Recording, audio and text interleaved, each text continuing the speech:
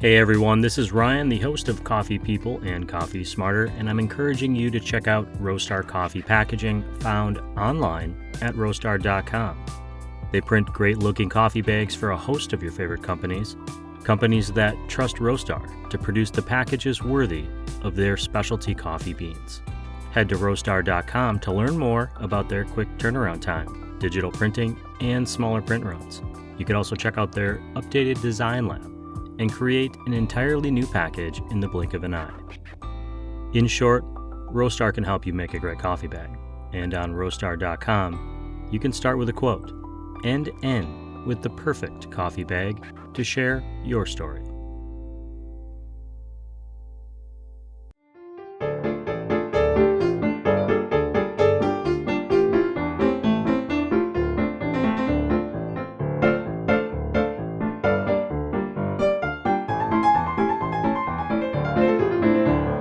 Hey everyone, welcome to another episode of the Coffee People Podcast, presented as always by the Roast West Coast Coffee Network. I'm your host, Ryan Woldt, and this show is supported by Roastar Coffee Packaging, who work with roasters of all sizes to tell their big stories. I'm joined for the first time by the founders of the Shlurp Podcast, Jeremy Lupinacci, I think I pronounced that right, a coffee content creator, Jack of all trades coffee pro and Q grader, and Joe Orozco-Lee, the operations manager at Smoking Tiger, a modern Korean cafe in Cerritos, California. Gentlemen, welcome to Coffee People. Thanks, man. So exciting to be here. And to give Joe a little bit more credit, there's about 6 or 7 Smoking Tigers that he manages across Southern California. So he's a pretty impressive guy. So I like that, lifting up your partner in podcasting and in coffee. It'll be the one time I do that. So I've listened to several of your shows, so I have a little bit of an idea of the dynamic where Joe is our stabilizing force and Jeremy just goes off the rails. It's kind of the impression that we got right away. Yes, that is true. Absolutely. But before we get into that show, I want to get a little bit more information about that kind of stuff. Let's start with you, Joe. You know, who are you and how did you get into coffee in the first place? Yeah, I got into coffee. I think just like growing up, you are just taken to a lot of coffee shops by your parents. And I think I know it's more of the space and the environment that initially brought me into the fold of things. And just enjoying just the atmosphere or just the space coffee brings where like my mom might be hanging out with a friend or my dad might be working on something. And I think it's kind of funny. Jeremy and I met early college, freshman year, and for a long time we would just constantly try new coffee shops. And we got close enough to the point where we do it every week. Like we made it a point to try a new coffee shop before our classes. And I think through that, you just like develop a palate. You start to see what you enjoy and don't enjoy, and I don't know. We just went down the rabbit hole from there. So yeah, coffee's awesome. Yeah. Jeremy, how about you? Do you have kind of a first coffee memory that stands out to you?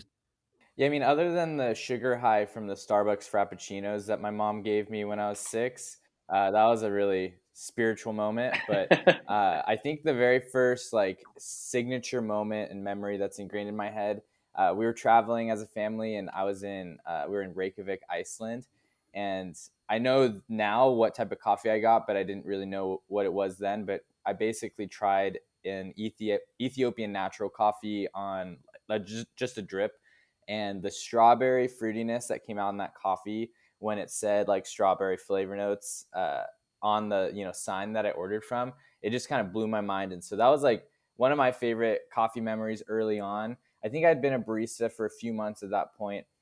Just kind of got into coffee as a desperate need for some cash after college, because Joe and I both got degrees that did not translate to a direct profession. So I got into coffee that way, and then kind of just kept growing from there. Ended up working at Smoking Tiger for about 3 years as well, and then we brought Joe onto the team at a certain point, and then we got to work together for about a year before I fell by the wayside and went to do other Did Joe things. fire you? Is that how this all No, started?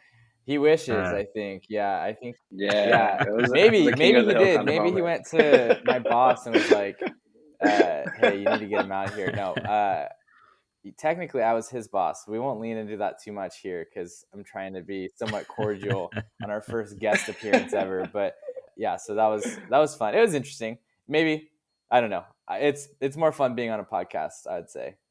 you mentioned, you know, Starbucks when Yeah. you were 6, Frappuccino when you were young, and it made me wonder. I can imagine a mom like giving a kid a sugary drink and just being like, "Just watch this cartoon or watch this show."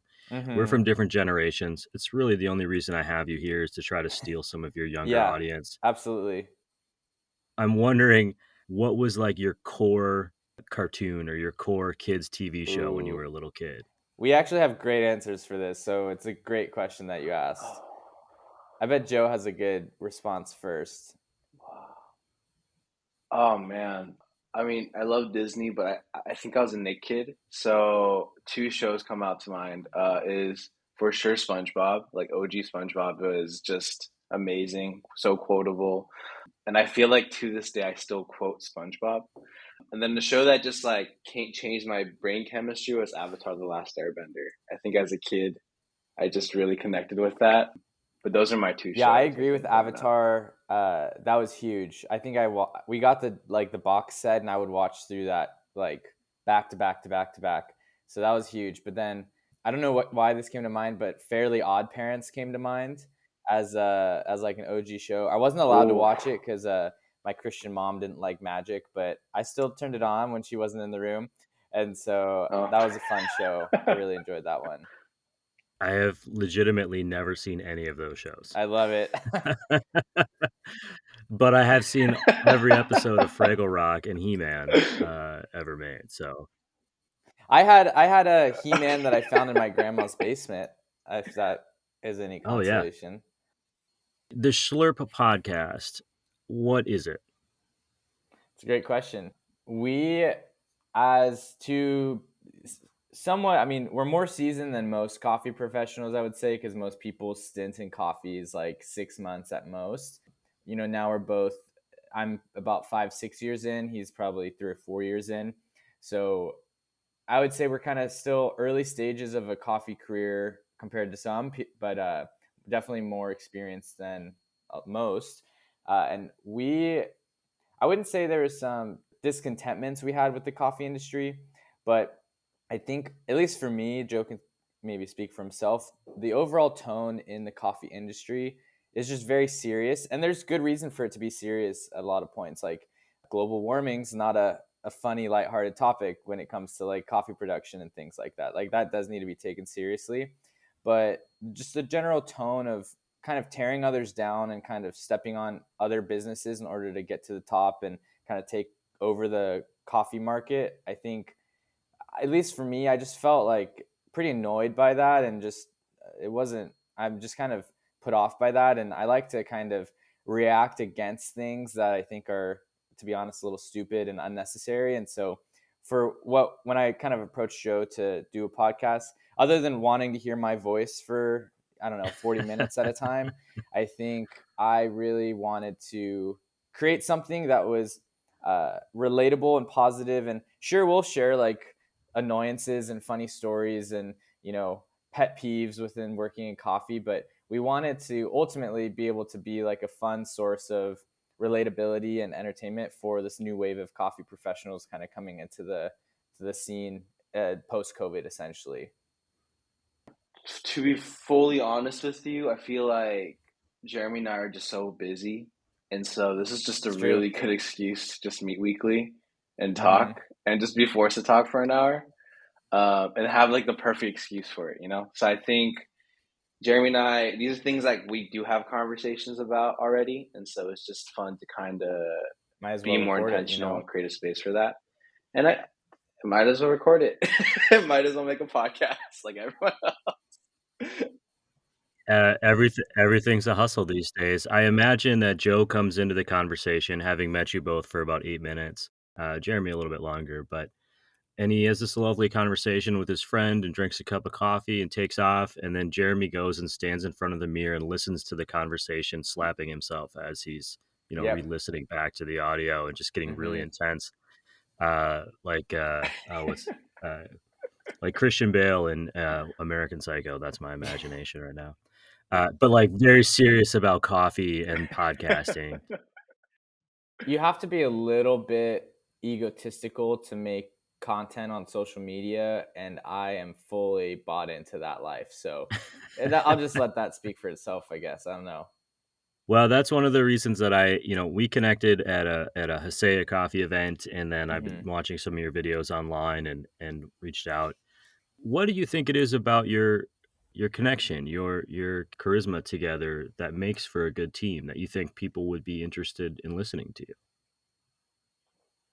I need Joe to answer this to make me feel good. So Yeah. Man, I think Jeremy and I just go back. I think we saw each other grow up to a certain extent because we met as 18-year-olds. We've seen each other go through many phases. We were roommates at one point, so we've been through many fights. We know each other's buttons to press on. We also know like how we communicate and like what we love. And so I think we understand each other very deeply. So I think for me, it was just like a thing of comfort. And I know that like even though there was an uncomfortable added element being in front of a camera, like I'm not completely used to that yet, and I'm still getting used to it. I think I was just down to do it with Jeremy, and I think I don't know when I listen to other podcasts, I think what initially attracts me isn't so much initially the content, but the charisma or the connection or like the friendship between two people. I think that's what gets me to kind of more like just connect deeper. And it's just like you listen back and you like because you want to hear them like banter or bicker, and I think Jeremy and I have some of that because we do differ opinions and we are two opinionated people. So I think I don't know. yeah, I I think that's would fun. How about you, Jeremy? second that. That I think what is it, 8-9 years of friendship is kind of the foundation in which it makes sense to do this. I think I don't know. Coffee podcasts are an interesting kind of territory, as I'm sure you know, Ryan. There's just uh, it's hard to find people who if they have co-hosts, it's hard to find people who really enjoy each other. And there's definitely a few, but I think that was something I was really intentional to kind of in just taking a stab at asking Joe like, hey, would you be interested in doing this with me? I knew I didn't want to do this alone. There's not really a whole lot of value in just the knowledge itself, like Joe was saying. I think it's the relational dynamic that a co-host may be able to share, or as in your case, a host can share with their guests. Which I think takes actually a lot more skill than just two buddies kind of riffing off each other about the thing that they love. So props to you on that. But yeah, I think our friendship is a foundation. I mean, like you said, we went through very many different seasons of life, and we saw each other get married, and the whole meeting our future spouses. And so I think there's just like a lot of deep connection that we share, which I think is rare, but also makes it fun just to see them each week and build something together. I personally try to keep all of my friends in different cities, and the internet's made it Mm-hmm. harder for me to stay away from them, which is Yeah, I do really well when we meet once a year for a beer and then, move on. nice. I from the beginning of this show, I've always expressed that I'm just the coffee idiot with a platform, and I'm here to tell other people's stories, and that's worked for me. Keep the Mm-hmm. expectations low. You guys have come out with a little bit more, yeah, you should be listening to us attitude. At the beginning of your shows, you kind of comment that you're Gen Z coffee snobs. Mm-hmm. What is a Gen Z coffee snob, or what does a coffee snob mean to you? Because that you could read that as a positive or a negative. Right, right. I think I never understood snobbery as like a bad thing when it comes to like dedication to a craft or an art form. I think it shows like a true love and passion. I do think snobbery in the negative sense is demonstrated very frequently by people in coffee. I would just call them assholes. I wouldn't call them snobs though. And so I think that coffee snobs, like, I don't know. I think it's just like, to me, it's an endearing term. I think it's showing, and there's like a shared interest and shared passion. And so I think in using that, it was a little tongue in cheek, it's using a word that does have a double kind of, it's a double-edged sword, but we wanted to embody, kind of like I said a few minutes ago, like this next generation of coffee professionals. And I think you see it online, like the differences in generations are very stark in a lot of ways. You have, what I see is like the millennial coffee professional who, is like, I only drink washed coffees, and I it needs to be a direct source from origin.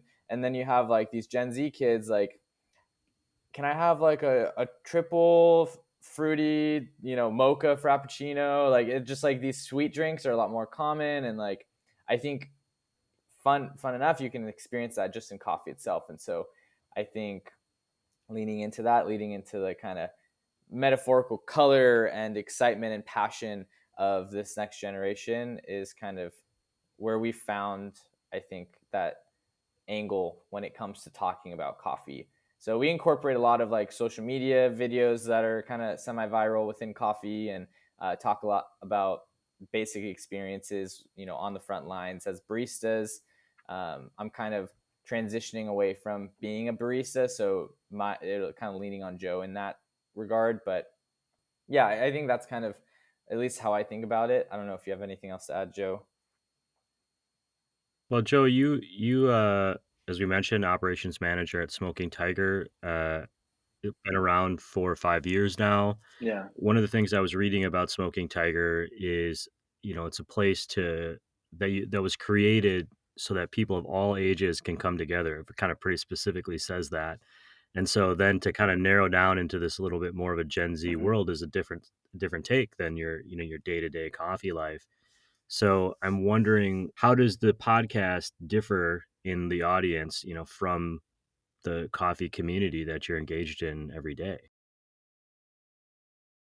Definitely nerdier people, more coffee snobby, as we were saying, which is fun, I think. I mean, I enjoy both groups, but this definitely just feels like a craving in me, like to just nerd out, just to be myself, and like to really. It's like when Jeremy and I like watch Marvel movies, like we come together and we like nerd out about it. Because I know like he's another person that knows a lot, and so I could just like be myself instead of like slowly sharing it. And both spaces are fun, but I think this is kind of the same thing of like Jeremy and I, and also the community around us, just engaging in like a really nerdy way, unfiltered, opinionated, and knowing that like we won't be called coffee snob in a way, because I think it is like a safe space where like we can just engage with each other and like that. But I don't think coffee snob is particularly like a bad term. I kind of make fun of myself when I train people. I'm like, I'm a coffee snob, and so like this is how we do this, and this is the specific like it's the ratio, and like this is what extraction is, and this is what like these are the different types of blends. And I think I like to go into those things, and I make fun of myself, so it kind of invites them to also like join in. Yeah, I don't know. It's fun. I was going to say, you have an awareness. Sorry to interrupt you there. Good host etiquette to interrupt their guests. Yeah. But having an awareness of, this is something that I'm excited and passionate about, but I get that maybe not everyone is, and so we're gonna bring it to you where you're at. Yeah. We're gonna introduce you at a level that you can feel good about, but without reducing my expectation for craft and quality. Yeah. One thing to add there, sorry, I'll Exactly. interrupt you now, Ryan. So I've worked with hundreds of baristas, and Joe can add to that number too in our experience. And I think baristas, because they hold such like a kind of a vast niche amount of knowledge, they feel some burden to educate people when they don't know about coffee in that way, especially when they are passionate. And it's not in like a speaking down to people way, but when someone else is interested but doesn't know, there's a burden that baristas share. And so I think being able to, for Joe and I to come together and know that we're speaking on the same wavelength about coffee, it's very freeing, because then we can just have a conversation. We're not having to kind of take 5 steps in order to make a point, but we can just say the opinion and then talk about it from there. So I think that's one way that our dynamic works well, especially when talking about coffee from this new generation's perspective.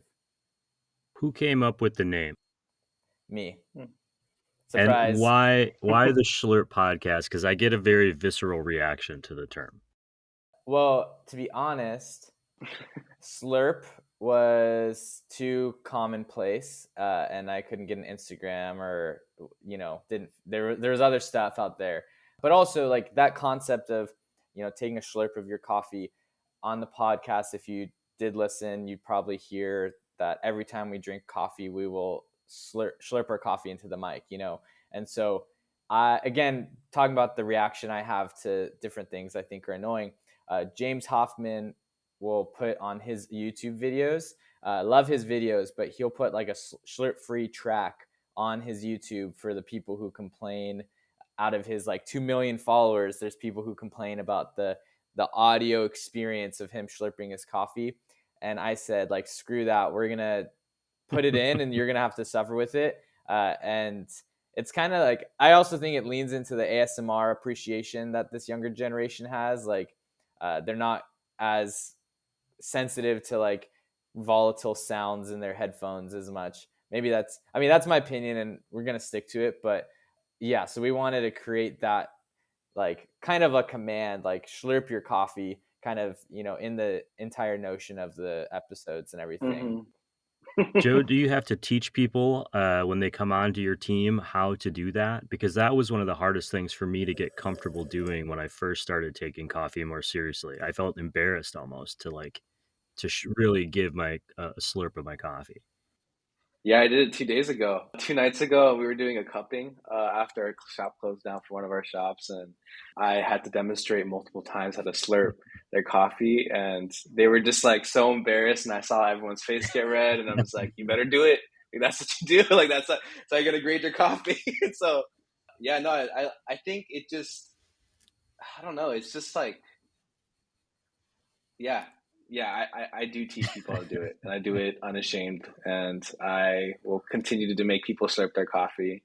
And if I don't see someone slurp their coffee, and I'm like, then you're not tasting it correctly. You gotta let it aerate. Gotta let the flavors and the profiles come out even louder, and so I love slurping my coffee. I'll do it unashamed everywhere, except when I'm with my wife. She Wow. absolutely hates it when He I has a slurp boundary. my That's coffee crazy. in a coffee shop. Oh, I'm embarrassed now. I'm embarrassed She to gets be embarrassed. connected to you. So That's I won't do crazy. it around her. Opposites attract.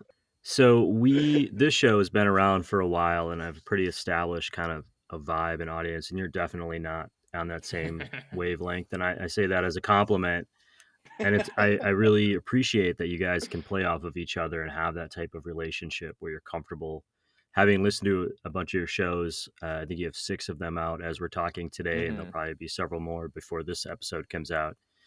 One of the reasons I reached out and I said, hey, it would be kind of great to do a collaboration or a sponsorship is because I do feel that there's such a different vibe and audience. And what I learned, well, when I started this show, I had literally no podcasting experience, no very little coffee experience. I just knew that I was excited about hearing these stories.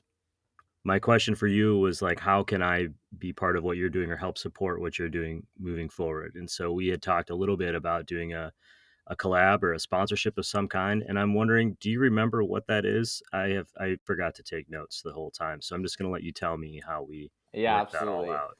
So Ryan had the really great idea for Roast West Coast to sponsor one of the segments that we incorporate into our show weekly called the Coffee Break segment.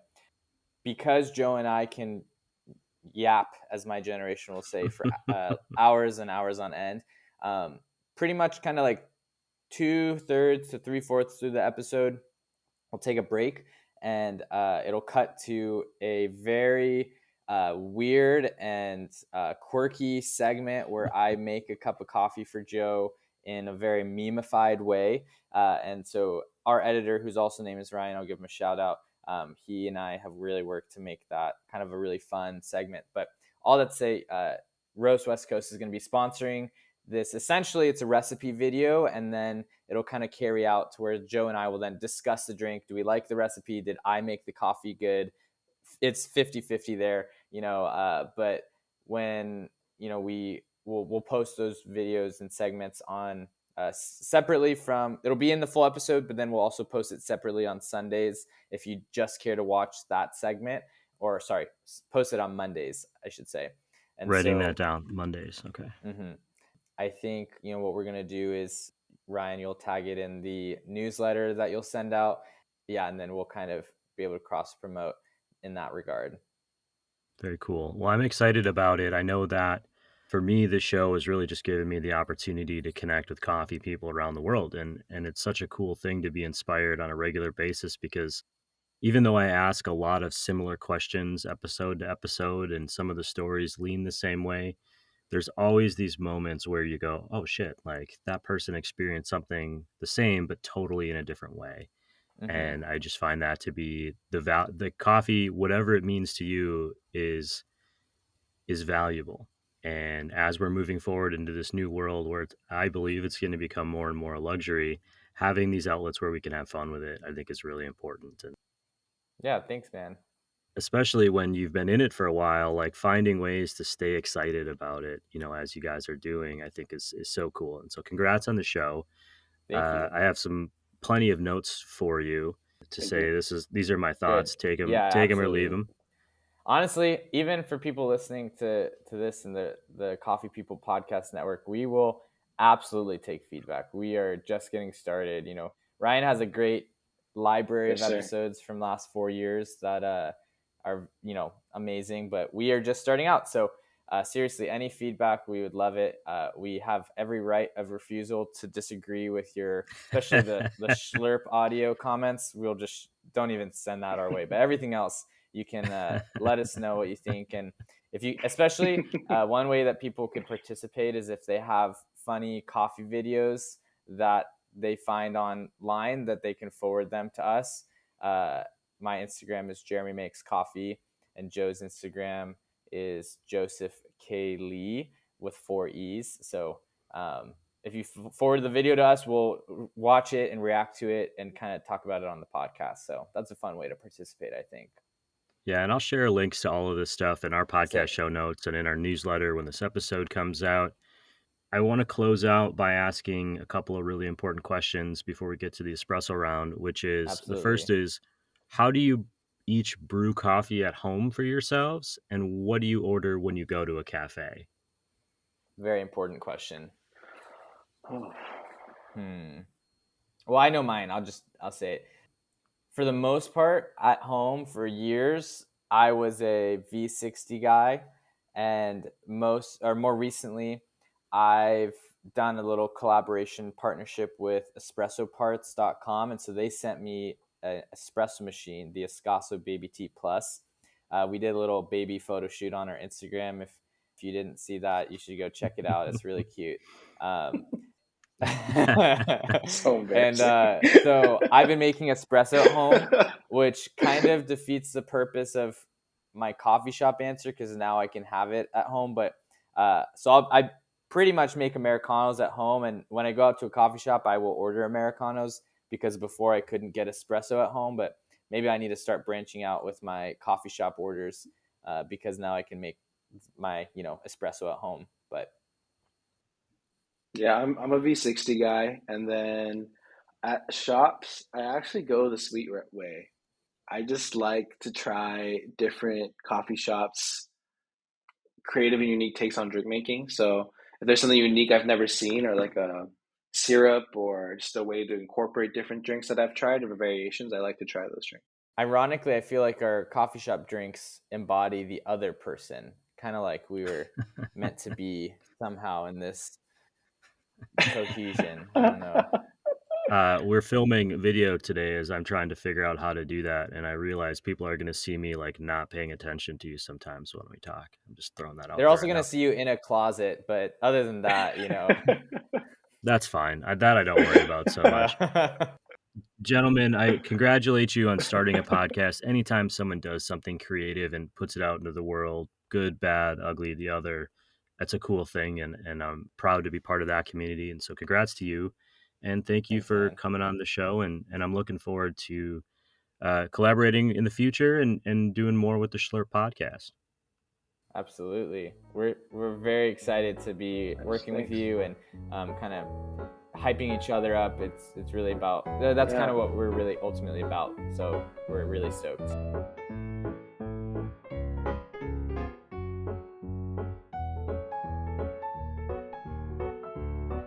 Okay, it's just me now, and here are some quick key takeaways from the podcast.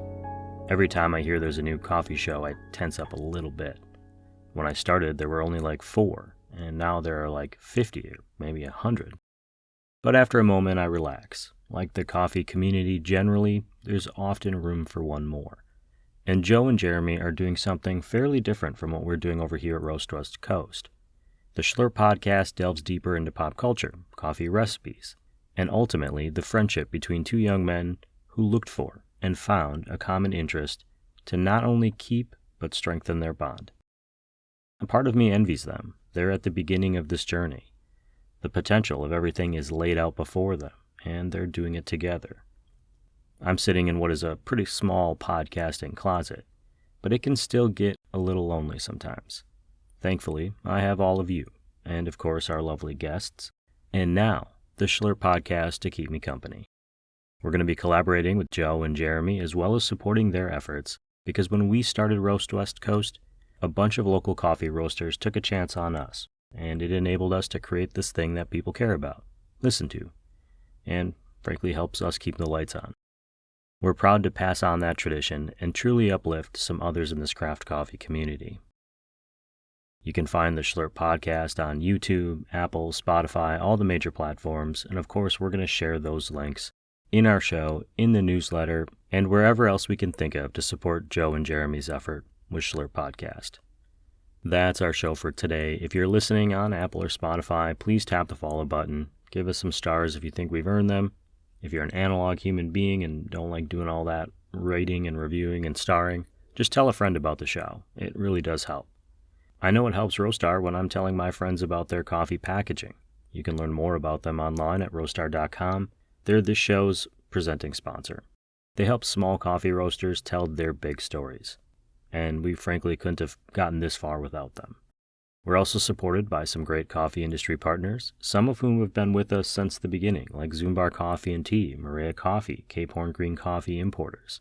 We're also supported by Crossings Coffee and Hisea Coffee Source, Ignite Coffee Company, Ascend Coffee Roasters, Me and My Uncle Coffee, Craft 42 Roasters, Relative Coffee, and Cozy Canine Coffee. Thank you for listening, for sharing this podcast, asking questions, and being coffee curious. This show, the Coffee People Podcast, is part of the Roast West Coast Coffee Network. This episode has been written, produced, researched, and recorded by me, Ryan Woldt. Wherever you find yourself today, I hope it's with a fine cup of coffee. Thank you for listening to us tell the stories of coffee people. Cheers, everyone.